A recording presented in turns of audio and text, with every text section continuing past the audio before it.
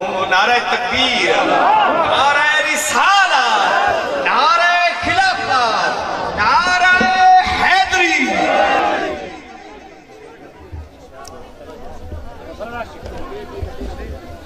رستہ اونچا تاکہ حضرت صاحب تشریف گھر جدے تاکہ آپ دا ٹائم بڑا ہے وہ بچ بنے۔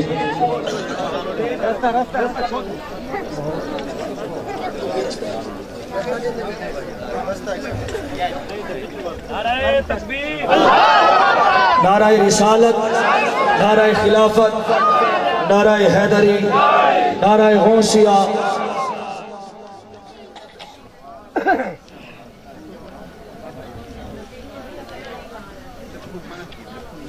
پھول نہ سٹو بھائی، پھول نہ سٹو۔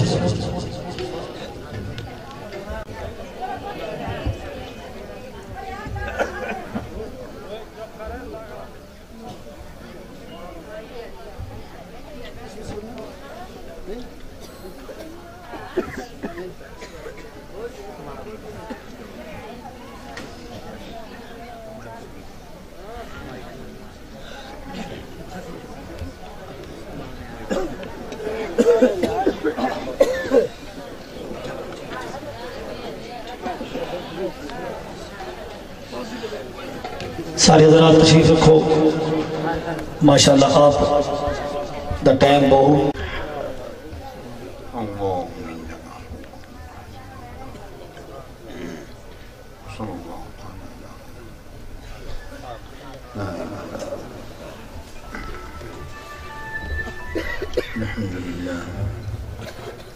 الحمد لله رب العالمين والعاقبة للمتقين والصلاة والسلام على سيد المرسلين وعلى آله وصحبه وأهل بيته أجمعين أجمعين أجمعين. أما بعد فأعوذ بالله من الشيطان الرجيم. بسم الله الرحمن الرحيم. قل إن كنتم تحبون الله فاتبعوني يحببكم الله. صدق الله العظيم وصدق رسوله النبي الكريم الأمين. وإن الله تعالى عز وجل قال في شان حبيبي مخبرا وآميرا: إن الله وملائكته يصلون على النبي يا أيها الذين آمنوا صلوا عليه وسلموا تسليما. اللهم صل على سيدنا مولانا محمد وعلى آل سيدنا مولانا محمد وبارك وسلم وصل عليه. محترم حضرات، میرے ساتھیوں، دوستوں، بزرگوں، پیارے پیارے بچوں، پیارے بھائیوں، سامعین کرام، حاضرین محفل، السلام علیکم ورحمۃ اللہ وبرکاتہ۔ میرے رب کا بھی شمار کرم اس کا احسان عظیم کہ آج ہم سب لوگ اس بابرکت محفل میں حاصل ہیں، اور یہ محض اس کے کرم سے ہے، بندے کی کاوش کا کوئی دخل نہیں۔ وہ اکتساب جو ہے وہ بھی تو اللہ کے کرم سے ہوتا ہے۔ بندے کو یہ یقین رکھنا چاہیے کہ ہر نیکی محض اللہ کی طرف سے ہے، اور اسی بات پر رب کی بارگاہ میں شکر ادا کرتا رہے: یا اللہ، وہ نیکی تو نے میرے وجود سے ظاہر کر دی، اور مجھے کیا چاہیے۔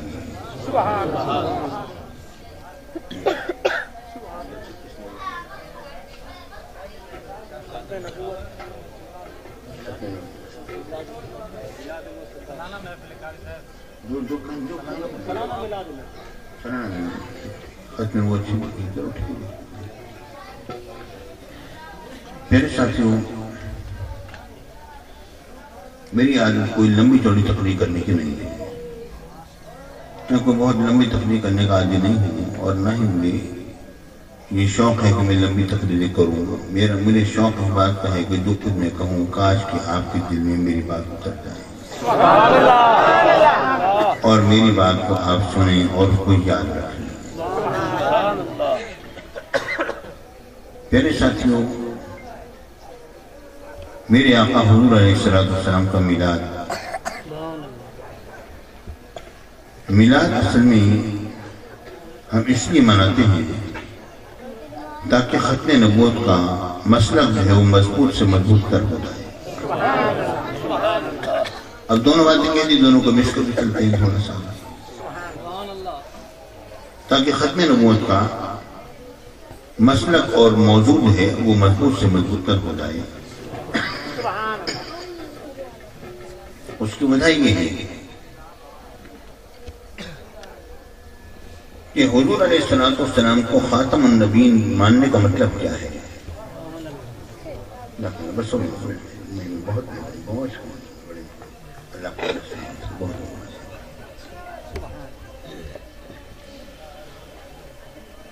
میری بات سمجھنے کی کوشش کیجیے جو بات میں عرض کرنے لگا کہ میرے آقا کو خاتم النبیین ماننے کا مطلب کیا ہے؟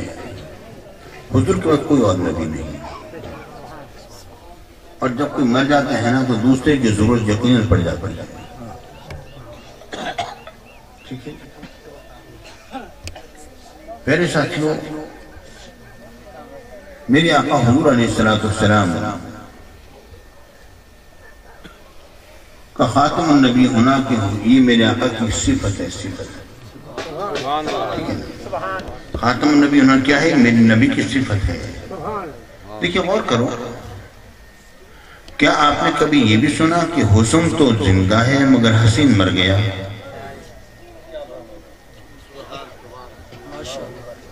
نہیں سنا ہوگا، یا سنا ہے؟ نہیں سنا ہوگا. ٹھیک ہے پیارے ساتھیوں، حسن اسی وقت تک موجود ہے جب تک کہ حسین موجود ہے. حسین اگر موجود نہیں ہے تو حسن کیسے موجود ہو سکتا ہے؟ جب تک آپ موصوف کو موجود نہیں مانیں گے صفت کو موجود نہیں مان سکتے. آپ کہیں گے یہ کیسی بات کہہ دی، یہ بات آپ کی میری سمجھ میں نہیں آتی. وجہ کیا ہے؟ وجہ یہ ہے کہ عالم مر جاتا ہے مگر اس کا علم موجود رہ جاتا ہے. عالم مر جاتا ہے مگر اس کا علم موجود ہوتا ہے، اس کے شاگردوں کے سینوں میں ہوتا ہے، کتابوں میں موجود ہوتا ہے. عالم تو مر گیا مگر علم تو موجود ہے. پیارے بھائیوں، بات اصل میں یہ ہے جو عالم کی صفت جو علم جو تھی وہ اس کے ساتھ چلی گئی. اب جو شاگردوں کے سینوں میں جو علم ہے وہ عالم کی صفت نہیں ہے، عالم کی صفت کی بنا پر وہ پیدا شدہ ہے مگر وہ صفت شاگرد ہی کی ہے. کتابوں میں جو علم ہے وہ عالم نے لکھ دیا، عالم مر گیا، جو عالم کی صفت علم تھی وہ عالم کے ساتھ چلی گئی. اب یہ جو کتابوں میں جو علم ہے یہ کتاب کی صفت ہے، عالم کی صفت نہیں ہے. جب تک موصوف موجود رہتا ہے صفت موجود رہتی ہے. یہ ذہن میں رکھو. ٹھیک ہے جی؟ جب موصوف ختم ہو گیا تو صفت بھی ختم ہو گئی. یہ ممکن نہیں ہے کہ صفت تو موجود رہے اور موصوف موجود نہ رہے. یہ کیسے ممکن ہے کہ حسن تو موجود ہو اور حسین موجود نہ ہو؟ بات سمجھ آ گئی؟ ٹھیک ہے. ہم نے اپنے آقا کے بارے میں یہ بات کہی، ہمارا عقیدہ یہ ہے کہ ہمارا نبی جو ہے وہ خاتم النبیین ہے. ٹھیک ہے، میرے آقا آخری نبی ہے. تو یہ بات ماننی پڑے گی کہ خاتم النبیین ہونا میرے آقا کی صفت ہے. صفت کو اس وقت تک تم موجود نہیں مان سکتے ہو جب تک کہ موصوف کو نبی کو موجود نہیں مانو گے. ٹھیک ہے جی؟ اس وقت تک آپ صفت کو موجود نہیں مان سکتے ہو جب تک کہ موصوف کو موجود نہیں مانو گے. تو یہ اگر آپ یہ عقیدہ رکھتے ہو کہ ہمارے آقا خاتم النبیین ہیں تو ماننا پڑے گا کہ نبی موجود ہیں. یا تو یہ کہہ دو کہ ہمارے آقا خاتم النبیین تھے، نعوذ باللہ معاذ اللہ۔ اگر خاتم النبیین تھے تو اس کا مطلب یہ ہو گیا وہ تو گزر گئے، اب تو کسی بھی نبی کی ضرورت پڑ سکتی ہے، کوئی نبی بھی آ سکتا ہے۔ پیارے بھائیوں، بات یہ ہے کہ میرے آقا کا خاتم النبیین ہونا ایک ایسی صفت ہے جو باقی کسی بھی نبی کی پیدائش کے لیے رکاوٹ ہے، اور یہ رکاوٹ اسی وقت تک ہوگی جب تک کہ نبی کو تم زندہ موجود مانو گے اور اس کی صفت کو باقاعدہ طور موجود مانو گے۔ تو میرے آقا حضور علیہ السلام آخری نبی ہیں، تو ماننا پڑے گا کہ نبی بھی زندہ ہے تو یہ صفت بھی زندہ ہے۔ اب کوئی نبی کو تو مردہ مانے، صفت کو زندہ مانے، یہ کیسے ممکن ہے؟ اے سمیعو، بات اصل میں یہ ہے، ہمارا عقیدہ یہ ہے کہ ہمارے آقا اپنے روضہ انور شریف میں حاضر ہیں اور ساری کائنات میں ناظر ہیں۔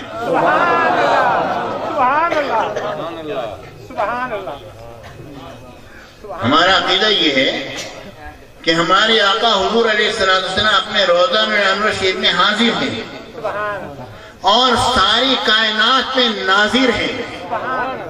اب آپ مجھے یہ بتاؤ، یہاں بیٹھ کر آپ چاند کو دیکھتے ہو یا نہیں دیکھتے ہو؟ آپ یہاں پر بیٹھ کر یہاں پر حاضر ہو اور چاند پر نگاہ پڑتی ہے تو چاند کے لیے آپ ناظر ہو، دیکھ رہے ہو، ٹھیک ہے یا نہیں؟ آپ یہاں پر حاضر ہو، چاند تک آپ ناظر ہو، سورج تک آپ ناظر ہو جاتے ہو، یہاں پر حاضر ہوتے ہو۔ آپ یہاں پر بیٹھ کر آپ بے شمار اربوں کھربوں گنا میل دور تک آپ ناظر ہو سکتے ہو، تو میرا نبی سبز گنبد میں جلوہ گر ہو کر ساری کائنات پر ناظر نہیں ہو سکتا؟ نعرہ تکبیر، ہاتھ اٹھا کر جواب دیں، نعرہ تکبیر، نعرہ رسالت، نعرہ خلافت، نعرہ حیدری، علماء اہل سنت، جگر گوش غزالی زمان، حضور جگر گوش غزالی زمان۔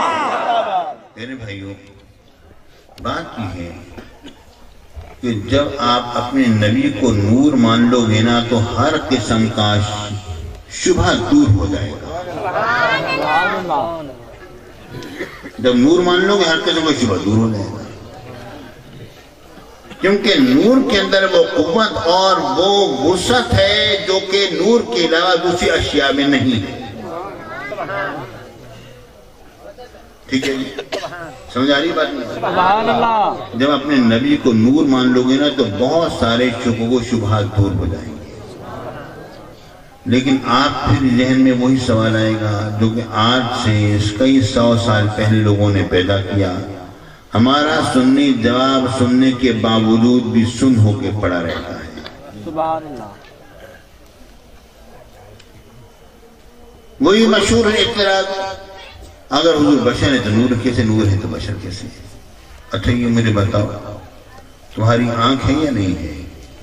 آنکھ کا ڈیلا ہوتا ہے نا، یہ جسم ہے یا نہیں ہے؟ جسم ہے نا۔ آنکھ کا ڈیلا ہے، اس میں دیکھنے کا نور ہے یا نہیں ہے؟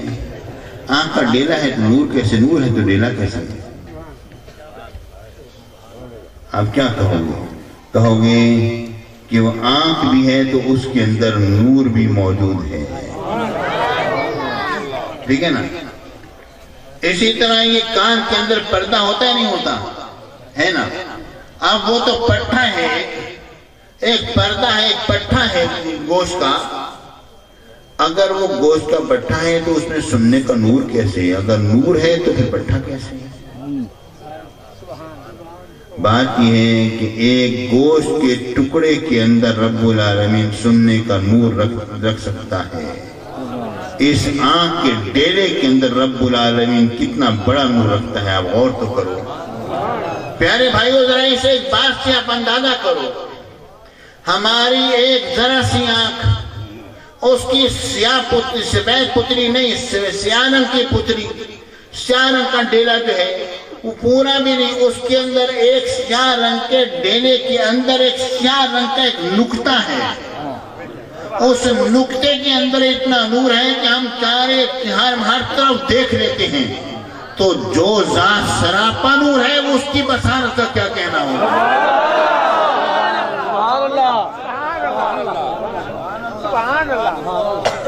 اور ہمارے نور کی تو ان کے نور کے سامنے کوئی حیثیت ہی نہیں ہے۔ نہیں جناب، نہیں، پھر وہی بات کرتے ہیں یہ کیسے ممکن ہے کہ بشر بھی ہو نور بھی ہو، جسم ہے ہوتا ہے اور نور کیسے ہو سکتا ہے، ہماری سمجھ میں نہیں آتا۔ اچھا اگر ایک ذرا سی مثال کے ذریعے سے سمجھا دوں پھر تو بات مان لو گے نا۔ اگر ایسی مثال دوں جس کا جواب کوئی نہ ہو پھر تو میری مثال بھی یاد رکھو گے یا گیٹ سے باہر نکل کے آپ بھول جاؤ گے؟ بتائیے، بھول جاؤ گے؟ یاد رکھو گے۔ یہ اگر ایک مثال اگر آپ نے یاد کر لی نا تو نبی کے نور ہونے پر آپ کو کسی اور دلیل دینے کی ضرورت نہیں پڑے گی۔ اگر یہ چھوٹی سی مثال اگر یہ ذرا سی مثال اگر یاد کر لو گے تو نبی کے نور ہونے پر کوئی دلیل دینے کی ضرورت نہیں پڑے گی۔ ماشاءاللہ یہ آپ کے سامنے بلب لگے ہوئے ہیں یا نہیں؟ آپ یہ بلب کو اگر توڑو گے نا تو اس کے اندر نا ایک سیاہ رنگ کی ایک تار ہے یا نہیں؟ سیاہ رنگ کی ایک تار ہے۔ جب اس بلب کا کنیکشن بجلی کے ساتھ ہو جاتا ہے تو وہ تار جو ہے وہ نور بن جاتی ہے۔ بتاؤ یہ نور کہاں سے آ رہا ہے؟ اسی تار میں سے نکلا ہے نا۔ پیارے بھائیو اب یہ مجھے بتاؤ اگر وہ لوہے کی تار ہے تو نور کیسے؟ نور ہے تو لوہے کی تار کیسے؟ اگر ایک لوہے کی تار اگر روشنی میں بدل سکتی ہے تو میرے آقا کو رب العالمین پورا کا پورا نور نہیں بنا سکتا؟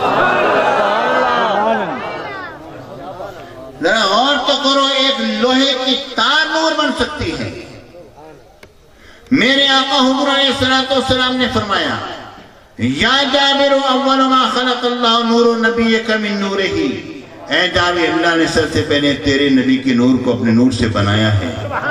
اپنے نور سے بنانے کا مطلب کیا ہے؟ بات یہ ہے کہ وہ کنیکشن جڑ گیا ہے۔ ٹھیک ہے نا، کنیکشن جڑا ہوا ہے۔ اب ذرا دیکھو اور غور کرو، میرے ایک صاحب سے گفتگو ہوئی اس بارے میں، اس حدیث پاک کے بارے میں، تو وہ کیا کہتے ہیں؟ کہتے ہیں کہ یہ حدیث ٹھیک نہیں ہے۔ اچھا بھائی کیوں ٹھیک نہیں ہے؟ بھائی یہ حدیث تو مصنف عبد الرزاق میں موجود ہے اور یہ حدیث اس کا جو جزء مفقود مل چکا ہے اس میں تحریر ہے۔ ہاں جی یہ امام عبد الرزاق یہ کوئی حدیث کے فن میں اتنے زیادہ قابل اعتبار شخص نہیں ہے۔ اچھا امام عبد الرزاق حدیث کے بارے میں اتنے زیادہ قابل اعتبار شخص نہیں ہے تو بخاری شریف میں 123 کے قریب روایات عبد الرزاق سے امام بخاری نے لی ہیں۔ جب بخاری میں جب یہ امام عبد الرزاق آتے ہیں تب تو صحیح ہو جاتے ہیں، بخاری کے باہر نکلتے ہیں تو قابل اعتبار نہیں رہتے۔ یہ تمہارا ایمان ہماری سمجھ نہیں آتا۔ نہیں جناب علی، بات اصل میں یہ ہے کہ امام عبد الرزاق نے جو معمر سے روایت کی ہے وہ ٹھیک نہیں ہے۔ یہ حدیث پاک قال عبد الرزاق عن معمر عن جابر بن عبداللہ اس طرح سے ہے تو معمر سے جو روایت کی ہے وہ ٹھیک نہیں۔ پیارے بھائیوں، امام عبد الرزاق اگر معمر سے 30 کے قریب روایات بخاری میں ذکر ہو جائیں تو وہ تو صحیح ہیں، یہ صحیح نہیں ہے، یہ سمجھ میں بات نہیں آتی۔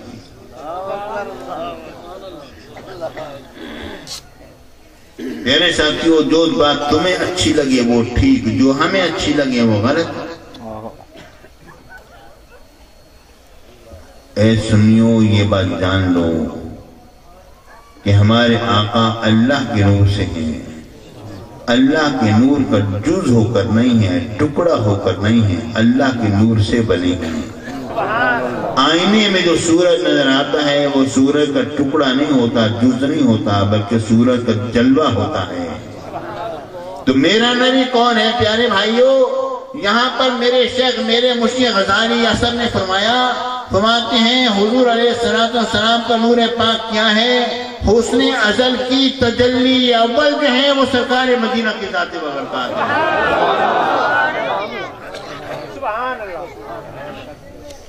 میرے آقا نے فرمایا کنت نبی و آدم بین روح والجسد، میں اس وقت بھی نبی تھا جب آدم علیہ السلام روح اور جسم کی درمیان تھے۔ کہتے ہیں یہ حدیث صحیح نہیں ہے۔ عجیب بات ہے، صحیح نہیں ہے۔ یہ تو تمہارے امام البانی صاحب نے اس حدیث کو سلسلہ احادیث صحیحہ اور ضعیفہ دونوں میں ذکر کیا، اور ضعیفہ میں ذکر کس طرح کیا؟ کہتے ہیں اس کے معنی فنا دو حدیثیں وہ ضعیف ہیں مگر یہ حدیث صحیح ہے۔ تو پیارے بھائیوں، میرے آقا فرمائے کہ میں اس وقت بھی نبی تھا جب آدم علیہ السلام روح اور جسم کے درمیان تھے۔ تو اس سے بڑھ کر اور کیا بات ہوگی تمہیں سمجھانے کے لیے؟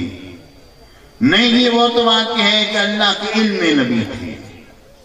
یہاں پر میرے شیخ میر مرشد غزالی زمان نے فرمایا کہ کیا باقی نبی اللہ کے علم میں نہیں نبی نہیں تھے، صرف حضور علیہ السلام ہی تھے؟ آپ دیکھیں اور غور کیجیے، اللہ رب العالمین نے سب سے پہلے اپنے پیارے نبی مکرم صلی اللہ علیہ وسلم کے نور پاک کو بنایا۔ اب جو نور محمدی جب بنا تو میرے آقا نے فرمایا کنت نبیًا، کہ میں نبی تھا۔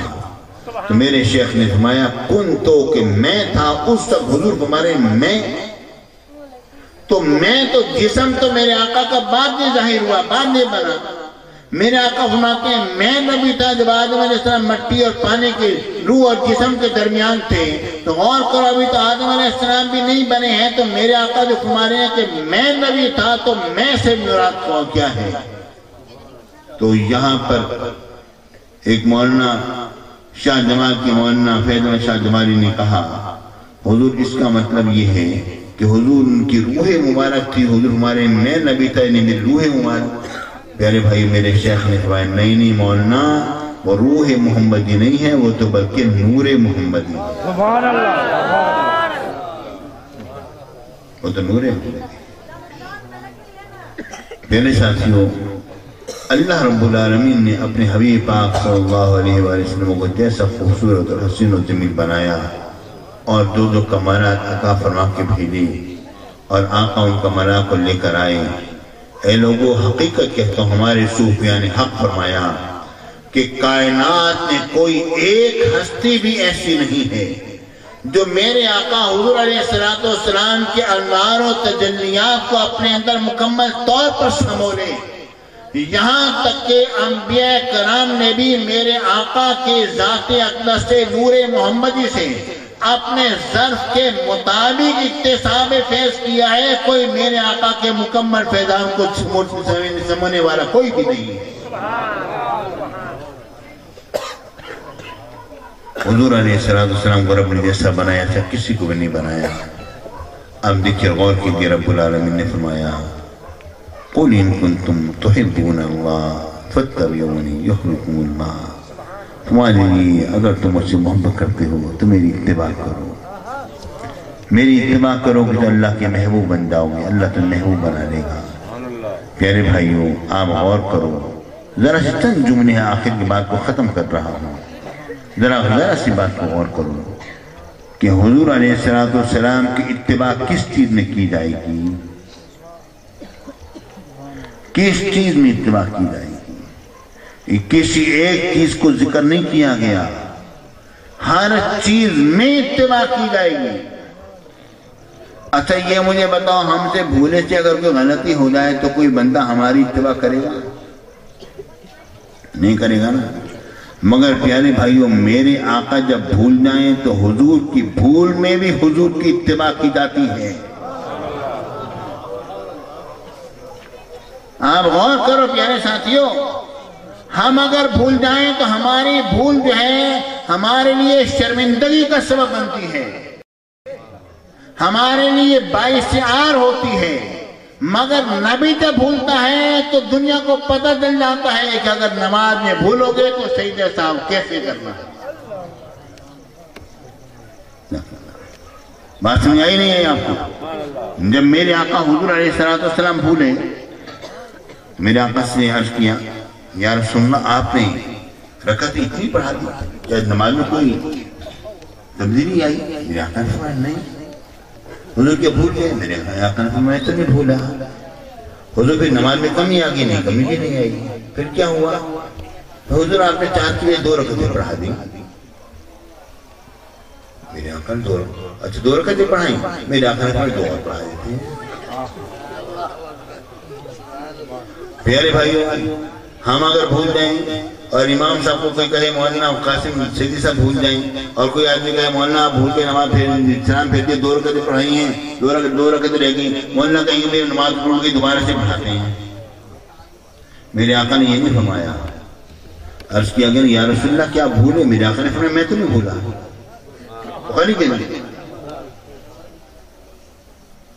یا رسول اللہ بھولے نہیں تو کہ نماز چھوٹی ہوگی؟ میرے آقا نے فرمایا نماز میں چھوٹی نہیں ہوئی.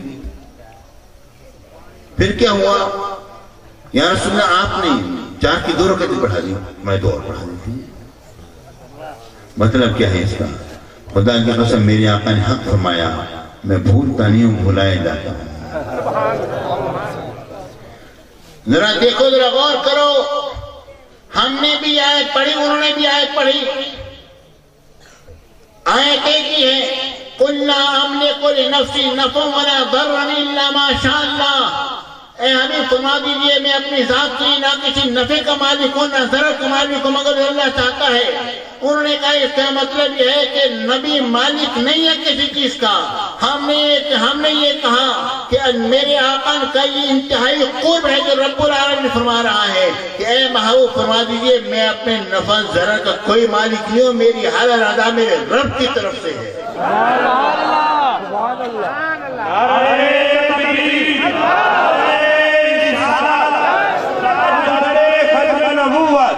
تاجدار ختم نبوت، جگر گوشہ غزالی زمان. سبحان اللہ. بات سمجھا ہی نہیں ہے. میرے آقا نے فرمایا میں بھولتا نہیں، بھلایا جاتا ہوں. اب میرے آقا بھولے تو سجدہ صاحب کرنے کا انداز پتہ چل گیا. ہم بھولیں تو ہمارے لیے شرمندگی ہوتی ہے. ہم بھولتے ہیں تو دین میں کوتاہی ہوتی ہے. میرا نبی بھولتا ہے تو دین بنتا ہے. پیارے بھائیوں، میرے آقا بھولے تو دین بن گیا کہ اگر نماز میں بھول جاؤ تو سجدہ صاحب کیسے کرنا ہے. سبحان اللہ. اسی بنا پر تو میرے شیخ مرشد غزالی زمان نے فرمایا، مولانا قاسم سیدی صاحب کے مرشد کریم نے فرمایا، غزالی زمان کیا فرماتے ہیں؟ فرماتے ہیں دین کس چیز کا نام ہے؟ ارے دین تو جو حضور نے فرما دیا وہ دین ہے، جو کر کے دکھا دیا وہ دین ہے. قُلْ إِن كُنْتُمْ تُحِبُّونَ اللَّهَ فَاتَّبِعُونِي. میری اتباع کرو گے تب جا کر بات بنے گی. اتباع ہر چیز میں کرو گے، چاہے میں بھول جاؤں اس میں بھی اتباع کرو گے تب جا کر مسلمان ہوگے. جو میں ویسے کروں اس میں اتباع کرو گے تب جا کر مسلمان ہوگے. اب دیکھیے حدیث پاک میں آتا ہے تم میں کوئی مومن نہیں ہو سکتا یہاں تک کہ اس کے دل میں میری محبت تمام لوگوں سے زیادہ نہ ہو. ٹھیک ہے نا؟ مطلب کیا ہے؟ مطلب یہ ہے کہ جب محبت بڑھ جاتی ہے تو پھر یہ نہیں دیکھا جاتا ہے کہ آگے کرنے والا کیا کر رہا ہے، بس اس کے پیچھے چلا جاتا ہے. ٹھیک ہے نا؟ مطلب یہ ہے اے لوگوں، قل میرے آقا نے فرمایا لا یؤمن احدکم حتی اکون احب الیہ من والدہ وولدہ والناس اجمعین. یعنی مطلب یہ ہے کہ تم میں کوئی مومن نہیں ہو سکتا جب تک کہ اس کے دل میں میری محبت تمام لوگوں سے زیادہ کیوں نہ ہو جائے. مطلب یہ ہے کہ اب میں جو بھی کروں کوئی تمہیں ٹوکے تو مت رکنا. رکو گے تم ایمان سے نکل جاؤ گے. تمہیں بس میرے پیچھے چلنا ہے، بس آنکھیں بند کر کے چلتے چلے جاؤ، سرکار مدینہ کے پیچھے چلتے چلے جاؤ. پیارے بھائیو، اسی میں نجات ہے. رب العالمین نے سب کا سب کچھ اپنے حبیب کے دامن پاک میں رکھ دیا ہے. اسلام آباد میں ایک نکاح پڑھا رہا تھا، وہاں پر ایک شخص آ گیا اس سے جب میری بات سے کہنے لگا میں تو صرف اللہ سے مانگتا ہوں اور اللہ سے مانگ مانگ کر میں اس مقام تک پہنچ گیا ہوں، میں نے کسی اور سے کچھ نہیں مانگا۔ میں نے کہا یہ مجھے بتاؤ کہ تمہاری جو ترقی ہوتی گئی ہے تو کیا اللہ تعالیٰ نے تمہارے کاغذات پر سائن کر کے تمہیں اوپر پہنچایا ہے؟ تمہارے آفیسر نے، تمہارے آفیسر کے سائن ہوئے تبھی تم اوپر آئے ہو نا، ٹھیک ہے نا؟ تو مان لو کہ اصل میں وسیلہ ہوتا ہے۔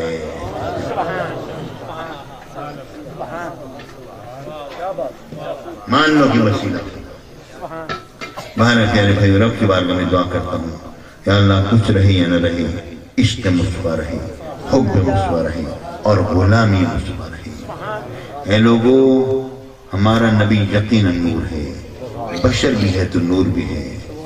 بشر کس؟ میرے آقا ہم جیسے بھی ہیں اور ہم جیسے نہیں بھی ہیں۔ قل انما انا بشر مثلکم، تمہاری جی میں تمہاری مثل بشر ہوں۔ یا رسول اللہ کس چیز میں ہماری مثل بشر ہے؟ ارے جس چیز میں میں بشر ہوں ایک ہی چیز ہے، وہ کیا ہے؟ نہ تم اللہ ہو سکتے ہو نہ میں اللہ ہو سکتا ہوں، باقی کسی چیز میں بھی میں تمہاری مثل ہوں۔ میری شان نرالی ہے، میرے پسینے میں خوشبو ہے، تمہارے پسینے میں بدبو ہے۔ میں جب مسکراؤں تو جگ میں اجالا ہو جائے، تمہارے منہ کے اندر اندھیرا ہوتا ہے۔ غور تو کرو کون ہے جو نبی کی مثل ہو سکتا ہے؟ میرے آقا حضور علیہ السلام سے ملنے کے جب صحابہ کرام آئیں تو رب العالمین نے فرمایا دروازہ نہ کھٹکھٹانا، گھر دروازہ نہ کھٹکھٹانا، تم نبی کو اس طرح سے مت بلاؤ جس طرح کہ ایک دوسرے کو بلاتے ہو، دروازہ مت کھٹکھٹاؤ، تم نبی کو دیوار کے پیچھے سے آوازیں مت لگاؤ، نبی کو مت بلاؤ۔ یا رسول یا اللہ، ہم تو نبی کی زیارت کرنے آئے ہیں، ظاہر یہ دروازہ کھٹکھٹائیں گے یا یہ کہ پیچھے سے آواز لگائیں گے؟ نہیں نہیں نہیں، آوازیں دوسروں کے لیے لگائی جائیں گی۔ نبی تو اندر ہے، اسے تو دیوار کے پیچھے کا علم ہے، وہ تو دیکھ رہا ہے، تم انتظار کرو جب وہ چاہے گا وہ آ جائے۔ ان الذين ينادونك من وراء الحجرات فاكثرهم لا يعقلون، جو نبی کو دروازوں کے پیچھے سے دیواروں کے پیچھے سے پکارتے ہیں اکثر بے عقل ہیں۔ ارے وہ سمجھتے ہیں ہم باہر کھڑے ہیں، نبی اندر ہے۔ ارے ہم سو جائیں تو ہماری آنکھیں سو جاتی ہیں، میرے آقا فرماتے ہیں میں سو جاؤں تو میرا دل جاگتا رہتا ہے۔ نہ حضور کی نیند جیسی ہماری نیند، پیارے بھائیوں، نہ حضور کا پسینہ جیسا ہمارا پسینہ، نہ حضور کی مسکراہٹ جیسی ہماری مسکراہٹ، نہ میرے آقا کی سیر جیسی ہماری سیر۔ میرے آقا معراج پر جائیں وہ سیر کریں، ہم مری تک جائیں سیر کر آئیں، نہ حضور کی سیر جیسی ہماری سیر، نہ میرے آقا حضور علیہ السلام۔ کون سی چیز میں مماثلت ہے؟ ایک ہی چیز میں مماثلت ہے، نبی ہماری مثل ہے ایک چیز میں ہے۔ کس چیز میں ہے؟ وہ یہ ہے کہ خدا نہ ہونے میں، نبی بھی خدا نہیں ہے، ہم بھی خدا نہیں۔ بارہ پیارے بھائی، رب کی بارگاہ میں دعا ہے اللہ ہم سب فضل و کرم فرما۔ میں نے کچھ زیادہ دیر بول لیا، جان بوجھ کے تھوڑی دیر میں نے کہا چلو بول لیتے، ان لوگوں نے بلایا ہے، پہلی مرتبہ بلایا ہے، یہ نہ کہیں کہ ہاتھ لگا کے چلے گئے واپس، اس سے تھوڑی سی دیر میں نے ذرا ٹائم لے لیا۔ اللہ رب العالمین میرے گناہ کو معاف فرمائے اور اللہ تعالیٰ ہم سب پر فضل و کرم فرمائے۔ گناہ سے مراد یہ نہیں ہے کہ بولنا گناہ ہے، یعنی میں نے کہا تھا تھوڑی دیر بولوں گا لیکن زیادہ دیر بول لیا تو اس خطا کو میں کے بارے میں ذکر کر رہا ہوں۔ اللہ تعالیٰ ہم سب کو کرم فرمائے، آمین و آخر۔ میں آپ لوگوں دعا کرتا ہوں، ماشاء قاری صاحب تشریف فرما ہے، قرأتیں ہوں گی، نعتیں ہوں گی، سلسلہ چلے گا، میں دعا کرتا ہوں اور آپ کو